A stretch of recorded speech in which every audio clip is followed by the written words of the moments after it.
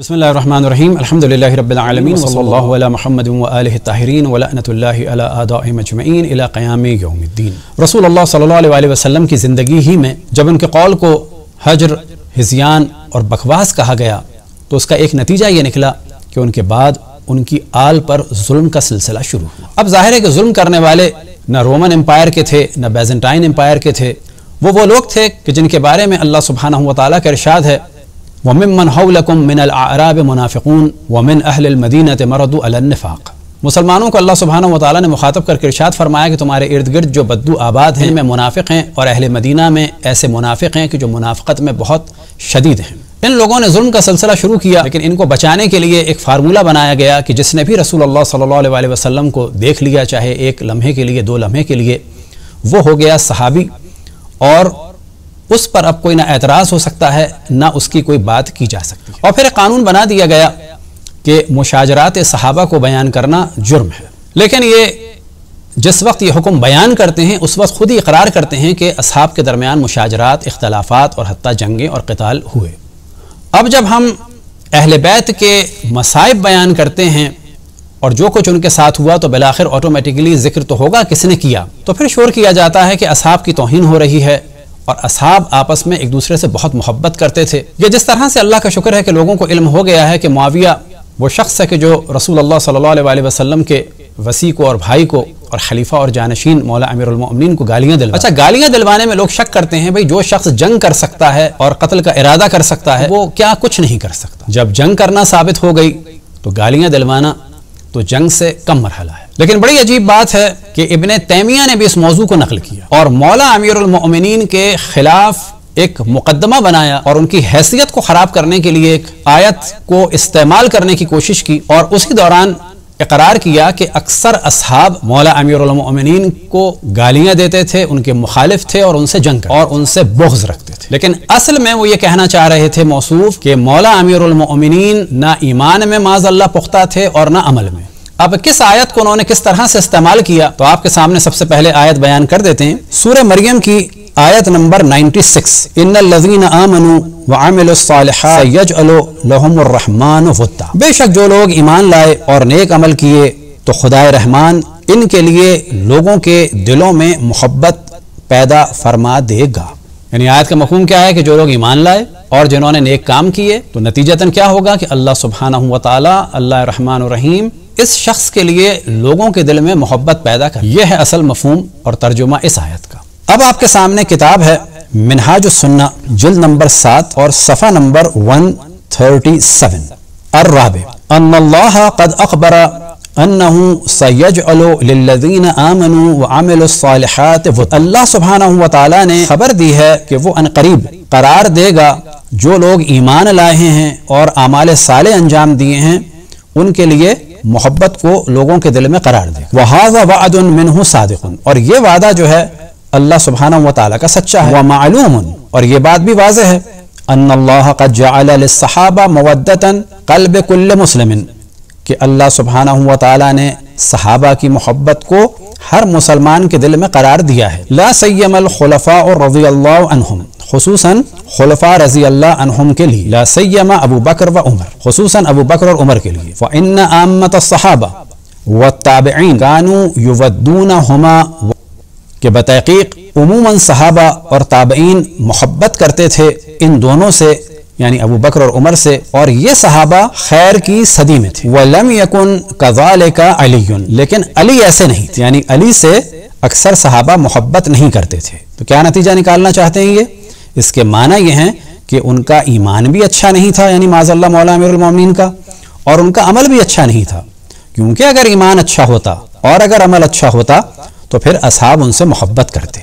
वलम यकुन कज़ालिका अलीयुन माज़अल्लाह, लेकिन अली ऐसे नहीं थे। फ़इन्न कसीरम मिनस सहाबा, के अक्सर सहाबा व ताबिईन, और अक्सर ताबिईन, कानू युबग़ज़ूनहु, वो बुग़्ज़ रखते थे, व युसब्बूनहु, और इन्हें गालियां देते थे, व युक़ातिलूनहु, और इनसे जंग करते थे। अब मिनहाजुस सुन्ना की एक दूसरी प्रिंट भी आपके सामने रख दें कि जो 4 जिल्दों में है, जिल्द नंबर 4 और सफ़ा नंबर 59, और वहां पर भी यही वाला मौजू है, रेड से हमने हाईलाइट कर दिया है। وَلَمْ يَكُنْ كَذَلِكَ عَلِيٌّ اور علی ایسے نہیں تھے، یعنی ان کے لیے لوگوں کے دلوں میں محبت نہیں تھی.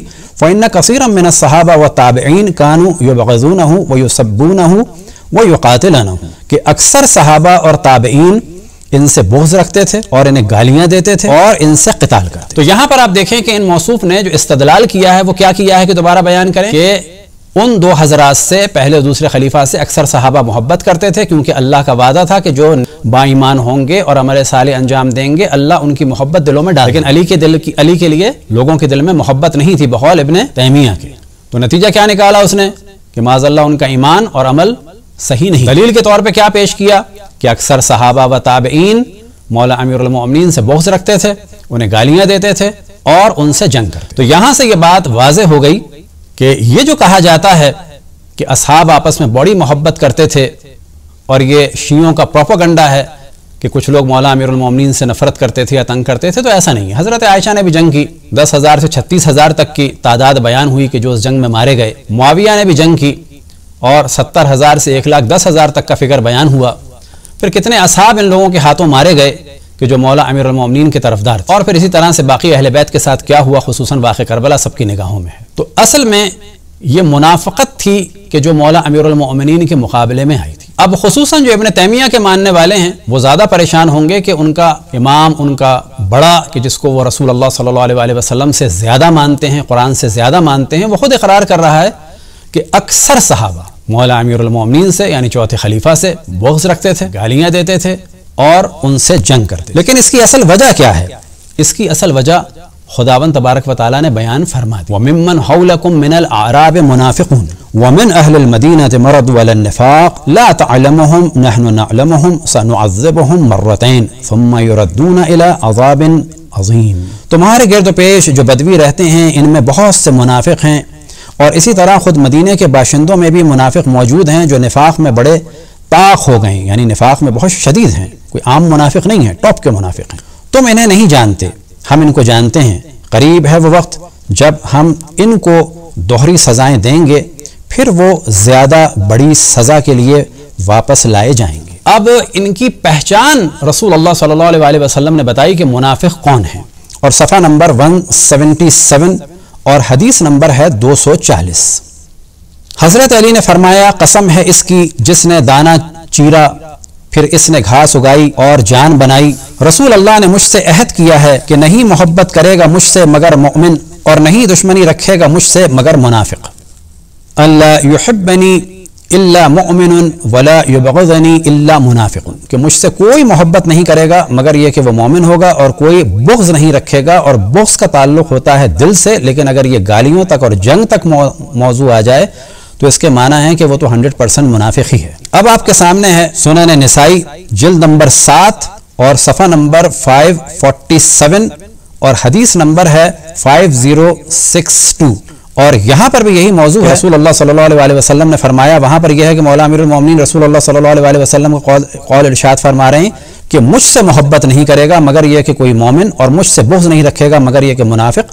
اور یہاں پر رسول اللہ صلی اللہ علیہ وسلم کا قول عیناً نقل فرما رہے ہیں کہ اے علی تم سے کوئی محبت نہیں کرے گا، انہو لا یحبک الا مؤمن ولا یبغضک الا منافق، کہ تم سے کوئی محبت نہیں کر سکتا مگر یہ کہ وہ مومن ہوگا، اور کوئی بغض نہیں رکھ سکتا مگر یہ کہ وہ منافق. تو یہاں پتہ چل گیا کہ یہ اکثر جو تھے ابن تیمیہ کے بقول یہ منافق. اور اللہ سبحانہ و تعالی نے جو وعدہ کیا ہے ایمان والوں اور عمل صالح والوں کی محبت مومنین کے دل میں ڈالے. اب جو منافق ہیں وہ ظاہر کیسے محبت کر سکتے ہیں مولا امیر المومنین سے؟ دوسرا کام کیا وہ کرتے تھے کہ مولا امیر المومنین کو گالیاں دیتے. آپ کے سامنے ہے المستدرک علی الصحیحین جلد نمبر 3 اور صفحہ نمبر ہے 140 اور حدیث نمبر ہے 4679. اور یہاں پر رسول اللہ صلی اللہ علیہ وسلم کا ارشاد ہے من سب علیا فقد سبنی، جس نے علی کو گالی دی ایسا ہے جیسے کہ اس نے مجھے گالی. پھر حدیث نمبر 4680 میں ہے من سب علیا فقد سبنی ومن سبنی فقد سب اللہ تعالی، جس نے علی کو گالی دی اس نے مجھے گالی دی، جس نے مجھے گالی دی اس نے اللہ سبحانہ و تعالی کو. پھر حدیث نمبر 4681 میں ہے من اطاعنی فقد اطاع اللہ ومن عصانی فقد عصى اللہ، کہ جس نے میری اطاعت کی اس نے اللہ سبحانہ و تعالی کی اطاعت کی. اور جس نے میری مخالفت کی اس نے اللہ کی مخالفت کی، ومن اطاع علیا فقد اطاعنی، اور جس نے علی کی اطاعت کی اس نے میری اطاعت کی، ومن عصا علیا فقد عصانی، اور جس نے علی کی مخالفت کی اس نے میری مخالفت۔ لہٰذا جو لوگ مولا امیر المومنین کے مخالف تھے یا جنہوں نے ان کی اطاعت نہیں کی یا جنہوں نے ان سے جنگ کی، ان سب نے در حقیقت رسول اللہ صلی اللہ علیہ وسلم سے اور نتیجتاً اللہ سبحانہ و تعالیٰ سے جنگ کی۔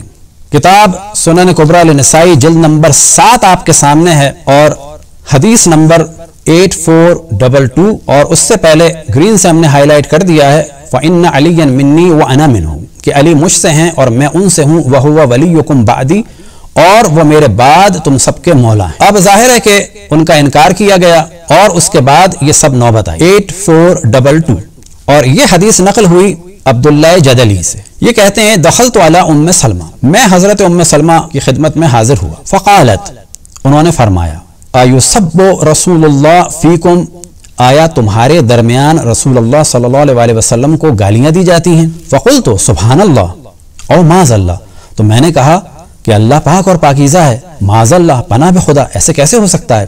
قالت سمعت رسول اللہ یقول من سب علیا فقد سبنی، تو حضرت ام سلمہ سلام اللہ علیہا ارشاد فرماتی ہیں کہ میں نے رسول اللہ صلی اللہ علیہ وسلم سے سنا ہے کہ وہ ارشاد فرماتے تھے من سب علیا فقد سبنی، جس نے علی کو گالی دی اس نے مجھے گالی دی۔ تو یہاں پر حضرت ام سلمہ اصل میں فرما رہی ہیں کہ تم لوگوں کے درمیان جب تم علی کو گالیاں دیتے ہو تو در حقیقت رسول اللہ صلی اللہ علیہ وآلہ وسلم کو گالیاں دیتے ہو۔ تو آپ کے سامنے ہم نے اس چیز کو بیان کیا، اس طرح سے ابن تیمیہ نے مولا امیر المؤمنین کو بے عمل اور بے ایمان ثابت کرنا چاہا، اور یہ ثابت کرتے کرتے اس چیز کا اقرار کیا کہ اکثر صحابہ مولا امیر المؤمنین کے دشمن تھے، لیکن رسول اللہ صلی اللہ علیہ وآلہ وسلم پہلے ہی ارشاد فرما چکے تھے کہ جو بھی علی کا دشمن ہوگا بغض رکھے گا وہ منافق ہے، اور جو بھی علی کو گالی دے گا اس نے مجھے، اور جس نے مجھے گالی دی اس نے اللہ سبحانہ و تعالیٰ کو گالی۔ اور یہی وہ چیزیں ہیں کہ جو ابن تیمیہ نے بیان کی، انہی چیزوں کو ہم بیان کرتے ہیں تو کہا جاتا ہے کہ ہم توہین صحابہ کر رہے ہیں۔ اب یہاں پر ہم ابن تیمیہ کے ماننے والوں سے صرف ایک سوال کریں گے، یا ابن تیمیہ یہ بات سچ کہہ رہے ہیں کہ اکثر صحابہ اور تابعین مولا امیر المؤمنین سے بغض رکھتے تھے اور انہیں گالیاں دیتے تھے اور ان سے جنگ کرتے تھے، یا جھوٹ کہہ رہے ہیں؟ اگر یہ جھوٹ کہہ رہے ہیں تو اس کا مطلب ہے یہ اصحاب کی توہین کر رہے ہیں اور انہیں آپ کافر مانیں، کیونکہ اصحاب کی توہین کرنے والا کافر ہے۔ اور اگر یہ سچ کہہ رہے ہیں اس کا نتیجہ کیا ہے؟ اس کا نتیجہ یہ ہے، اس کے معنی یہ ہیں کہ اکثر صحابہ منافق تھے ابن تیمیہ کے حساب سے، کیونکہ وہ مولا امیر المؤمنین سے بغض رکھتے تھے۔ اکثر صحابہ مولا امیر المؤمنین سے کو گالیاں دیتے تھے، اس کے معنی ہے کہ اکثر صحابہ اللہ اور رسول اللہ صلی اللہ علیہ وسلم کو گالیاں دیتے۔ اور پھر روایات میں نقل ہوا یا علی حربوں کا حربی، کہ علی جو تم سے جنگ کرے گا وہ مجھ سے جنگ کرے گا۔ تو نتیجہ کیا نکلا کہ جن لوگوں نے مولا امیر المؤمنین سے جنگ کی در حقیقت انہوں نے رسول اللہ صلی اللہ علیہ وسلم سے اور اللہ سبحانہ و تعالیٰ سے جنگ۔ ہم یہی باتیں بڑے عقلی طریقے سے کرتے ہیں کہ قاتل اور مقتول اور ظالم اور مظلوم یہ سب کے سب برابر نہیں ہو سکتے۔ ہم تمام صحابہ کو برا نہیں کہتے، ہم صرف اتنا کہتے ہیں کہ تمام صحابہ کو نیک سمجھنا قرآن اور تعلیمات رسول اللہ صلی اللہ علیہ وسلم کے خلاف۔ ہم نہ تمام صحابہ کو برا سمجھتے ہیں نہ تمام صحابہ کو اچھا سمجھتے ہیں، ان میں نیک بھی تھے اور برے بھی تھے۔